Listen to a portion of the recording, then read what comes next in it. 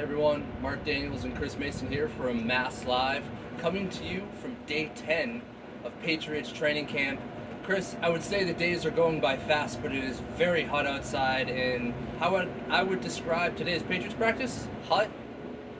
Start with that and physical. I'd say hot and physical. Yeah, this was definitely their most physical practice to date, where they actually had live tackling periods, and those are always funny. They don't happen very often in camp, right? So the first time someone gets tackled to the ground, it's like, oh, were they supposed to do that? But the first one that laid somebody out today was Judon Bentley, and when Bentley's the one doing that, you're like, yeah, no, he's probably doing what he's supposed to. This guy's a vet, he knows what he's doing. And I thought that he really kind of set the tone for the defense today, and the defense did, I think, get the better of the offense largely. But the first live tackling period, he just popped Ramondre Stevenson right in the hole. Then the next play, he's coming on a blitz and just bats Jacoby Brissett's pass. I thought he set the tone there, and it was a good day for the defense, where it's a tough spot for the offense. They worked on a lot of short yardage. They started with 3rd and 1, and then it was just almost exclusively red zone work where it's more condensed field. But, Mark, what do you think of it? Yeah, I mean, essentially the Patriots were dealing with short yardage situations. It's hard to glean too much from quarterback play when you're practicing on 3rd and 1 plays or you're at the 5 or 10 yard line in red zone type drills. But I want to highlight a couple things from the quarterbacks. Jacoby Brissett, I think the key to him this year, or maybe the key phrase or key word, Chris, has been consistent. On day 10, he was 10 of 13. He did have an interception in the end zone. It was sort of funny. It looked like he was trying to throw it to Keon White, who was playing a fullback. That got picked off almost by Jabril Peppers and puffed up out of his hands. Judon Bentley, probably the star of the day, came away with the interception. But Jacoby Brissett has just been super consistent. Now, Drake May's numbers were 5 of 11 with an interception. Don't scream. Don't read too much into it. He was fine. I would say at the end of the day, the offensive line Drake was playing with got beat up by the Patriots' defensive line. I thought that was reflective of his numbers. But, Chris, I wanted to highlight one play by Drake May that I thought was his best play of the day. It was 4th and 2, inside the 5-yard line. Patriots got to have it.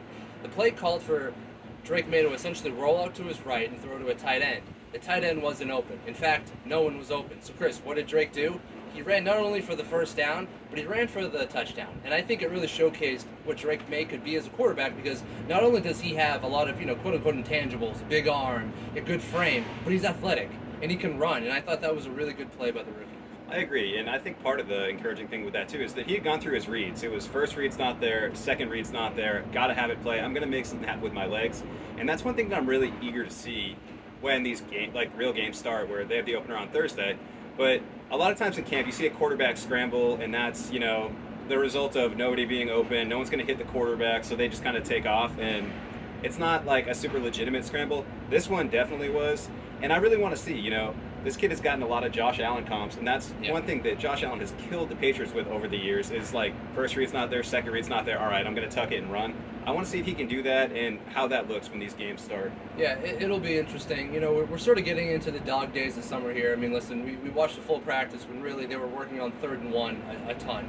But there were some highlights, and I guess another thing we mentioned before, the Patriots used some interesting fullbacks today. One was Keon White, who I think is going to be a stud defensive end, and another one was Jeremiah Farms, a defensive tackle. Chris, is the fullback back in New England?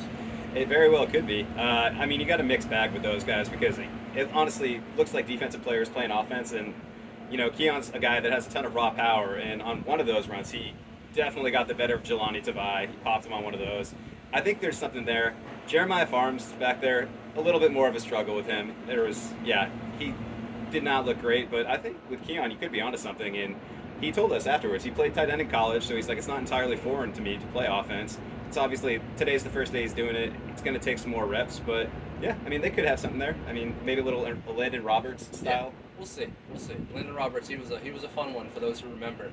But at the end of practice, Matthew Judon spoke to reporters for the first time since his quote-unquote blow-up last week. For those who don't remember, first day in pads, Matthew Judon did not participate. Instead, he had multiple animated discussions. One was with head coach Gerard Mayo. He left practice, came back out, and had more animated discussions with Elliott Wolf and Matt Groh, the front office. Judon, Chris, did we actually get answers as to what happened on Monday? Nope, we didn't. He ran through his day and just kind of gave you the paint by number, like, oh yeah, I had a conversation, like he was talking about with Gerard. Then I didn't want to be a distraction, so I went into the locker room. But then I got a message, so I came back out and talked to Elliott. And then I left again because I didn't want to be a distraction. And I wasn't there on Tuesday because I had something going on. And it's like, okay, yeah, not a whole lot of intel there, not a whole lot of new info. And I think things kind of are the same with him now, where he's out here, he's practicing. He's definitely still not happy with the contract, though. He told us, he said on a podcast that he had pitched a contract to the Patriots. We asked him what that contract was, and he said, "Oh, it's on my phone. It's in my notes app. If I had my phone, I would tell you, but I don't have my phone with me right now." So, huge bummer that he didn't bring his phone to practice today, but, what can you do? Essentially, it boils down to this. Matthew Judon is unhappy, but he's not going to hold out. He said he's going to do what he's contractually obligated to do, which is play, because if he doesn't, fellas or folks, he's going to get fined. He's basically here so he won't get fined, and that's really all we have with Matthew Judon and his situation.